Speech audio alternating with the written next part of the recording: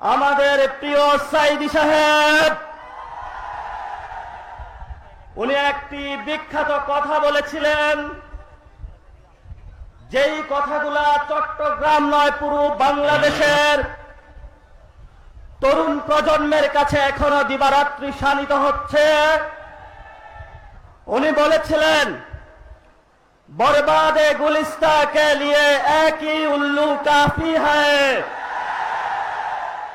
गुलिस्ता की हर शाख में उल्लू बैठा है, फिर अंजामे गुलिस्ता के लिए क्या होगा। उन्हें বলেছিলেন এই ফুল বাগান নষ্ট করার জন্য একটা হুতুম পেঁচায় যথেষ্ট, কিন্তু আমাদের দেখছি পার্লামেন্ট থেকে সরকারি অফিস সর্ব জায়গায় হুতুম পেঁচা বসেছে। তাহলে আমার এই সুজলা সুফলা সোনার বাংলার কি হবে?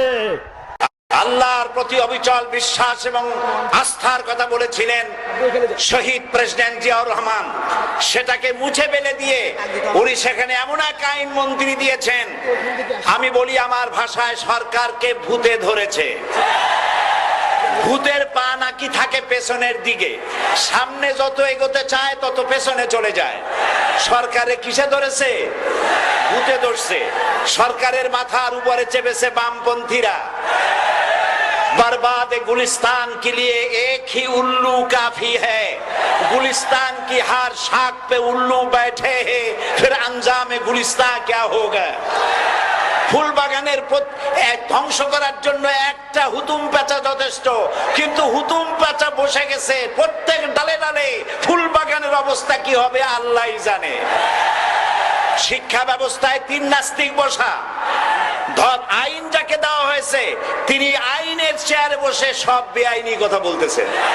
তিনি বলতেছেন ধর্ম ভিত্তিক রাজনীতি চলবে না।